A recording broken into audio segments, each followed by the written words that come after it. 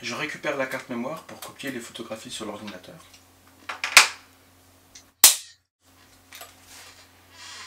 Et puis je vais vous épargner la première étape qui consiste à supprimer toutes les photographies sur lesquelles il n'y a pas d'insectes, ce qui est assez courant avec le déclenchement automatique par barrière lumineuse. Passons à la sélection des photos, proprement dite. Affichons la première image. Ah, elle est sympa, mais la sauterelle est quand même derrière les herbes, donc c'est pas exactement ce que je voulais. Image suivante. Ah bah c'est un petit criquet qui s'est invité dans la séance photo. C'est pas l'espèce que je veux photographier. La suivante, bah, c'est pire, c'est un de ses copains, mais cette fois-ci il est carrément hors champ. Donc passons également. Ah, celle-ci est plus intéressante.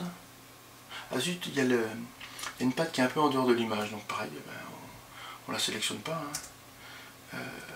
La photo suivante, elle est bien, bien de face. Est-ce qu'elle est nette? On va regarder avec le zoom. Ah, elle est bien nette, on a bien mis au point sur la tête. Cadrage un peu centré quand même. Image suivante. Alors ça c'est pas mal, elle est mieux, mais peut-être que la suivante est encore meilleure. Ah oui, ce qui est intéressant sur celle-là, c'est que les antennes sont plus visibles, ça donne encore un peu plus de dynamisme à la photo. On va comparer les deux photos en se mettant en mode plein écran et en affichant également la suivante. Je vais zoomer sur la tête pour vraiment voir quelle est la meilleure image. La mise au point est encore mieux placée sur celle-ci parce qu'on est vraiment le regard qui est dans le plan net. Donc je vais sélectionner l'image de droite. Voilà. Et c'est celle-ci qu'on va développer. Hop. Repassons en mode simple image et on dézoome et on peut passer à l'étape de développement. Donc je supprime la bande du bas qui ne me sert plus pour voir l'image en plein écran. Et puis je passe au développement qui se fait en suivant 3 étapes simples. La première concerne la gestion des couleurs. On voit ici que l'image est beaucoup trop froide parce qu'on n'a pas choisi la balance des blancs qui correspond aux flashs haute tension qui sont utilisés. Donc dans Focus, je l'ai mémorisé hein, dans mes réglages. Il suffit que je choisisse ici Microflash Ultra pour adapter la balance des blancs. Mais j'ai également, grâce à l'outil Spider Checker de Datacolor, enregistré un jeu de paramètres de couleurs précis que je vais activer pour vraiment bien maîtriser les couleurs. Et là, on retrouve bien les teintes chaudes de l'été qui correspondent exactement aux couleurs prises sur le terrain. Il reste maintenant à ajuster le contraste parce que si on regarde l'histogramme que je vais détacher, on voit que l'image est un peu claire et puis un peu terne parce que l'histogramme est complètement plat sur la partie des tons sombres et on pourra même gagner un petit peu sur les tons clairs.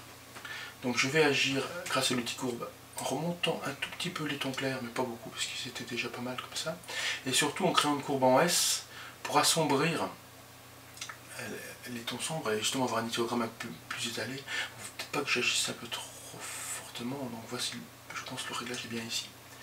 Par contre, ça a provoqué une petite montée de la saturation des couleurs, donc je vais désaturer un tout petit peu l'image. Allons-y en douceur, voilà, là c'est parfait. Et donc, côté ton, maintenant, on est parfait. Il ne reste plus qu'une dernière étape, qui est l'accentuation de l'image, donc dans les parties nettes. Donc je zoome de nouveau dans l'image, ce qui est toujours impressionnant avec les images du H5D60. Et je vais agir sur les niveaux d'accentuation. Moi j'y vais assez franchement parce que sur une image comme ça qui était à l'origine assez claire, on doit pouvoir beaucoup accentuer. Là on voit bien les détails dans le regard de l'insecte et sur son front qui montent. Donc pour ne pas faire de bêtises, je vais quand même aller vérifier à d'autres endroits dans l'image qu'on n'a pas de défaut. Donc je vais afficher le navigateur pour savoir quelle portion de l'image on voit. Et puis je vais aller visualiser ici ce qui se passe dans les herbes qui étaient nettes. C'est parfait, hein, on voit bien les détails sans qu'il y ait de bruit, ni aucun souci particulier. Donc le développement est terminé. Donc je peux dézoomer. Il ne reste plus qu'à enregistrer l'image. Donc on clique simplement ici dans Focus sur le bouton exporter.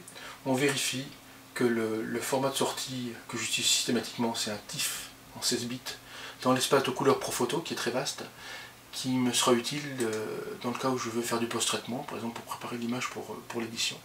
Il ne reste plus qu'à cliquer sur le bouton exporter et Focus en tâche de fond enregistre l'image.